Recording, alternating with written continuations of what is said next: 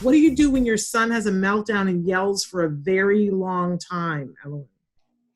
Okay, you need a BCBA to come in here and to do a functional assessment or, on your child.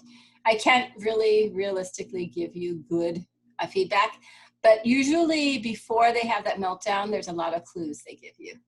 Mm-hmm. Something is not going the way they want. Something is not, they give you clues. It's just, you just have to be very in tune to them. Like if they start twitching or if they start pacing or whatever it is, you're going to be able to figure out what that is. And there's different reasons too. We functional behavior, sometimes it's for attention. If I yell and scream, everybody comes and runs to me, and that's great and awesome. And so now I know that every time I want people to come near me, I just have to scream and yell and have a meltdown. Sometimes it's because the only time they get access to what they want is by yelling and screaming. And unfortunately, that is a big one. Sometimes yelling and screaming is a function of avoidance or escape. In classrooms, it's amazing how the minute the kid decides they don't want to be. She's stuck again.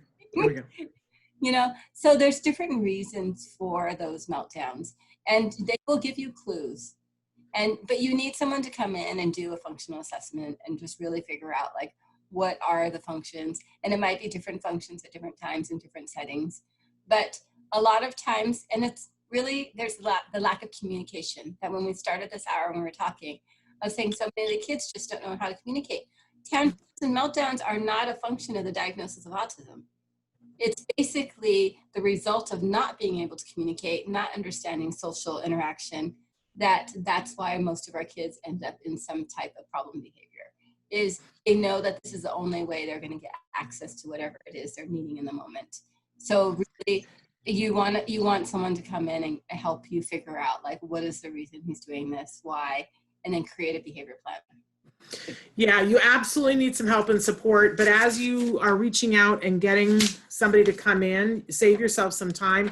We talk about this all the time on the show. It's too white, you're not going to be able to see. On my paper, I folded it into thirds and it has A, B, C, and you're going to start to fill this out so that when the expert comes, they're going to already have some background.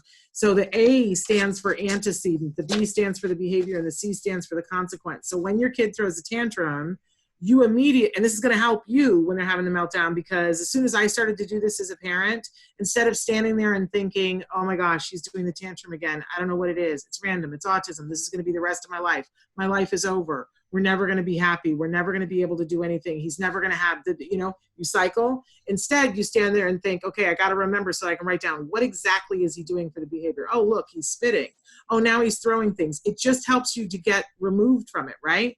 So the first thing you write down is what the behavior looked like, right? Then you write down what the consequence for it, what happened afterwards. Did you end up giving in? Don't judge yourself. Just put it on the paper, right? Did somebody else give him a lollipop afterwards, whatever. And then when you're all done, you go back and you're a detective and you go, what was happening right before? I don't know. I fed him gummy bears. Right? And it was 2:00 in the afternoon and I asked him to put on his shoes, whatever. But you'll start, and then you draw a line and then you put in the next one. And after a week, you'll start to see some patterns. And when you hand this to the BCBA that you have coming in, they will just drool all over you and want to work with you. And it'll be much quicker because they'll go, oh, this tells me the whole story right here.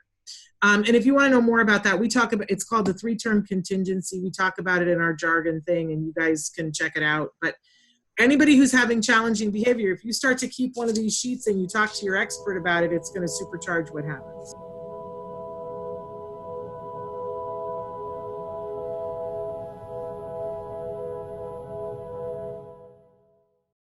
Hey, thanks for watching Autism Live. To subscribe, click here. And if you'd like to check out some more of our videos, click here.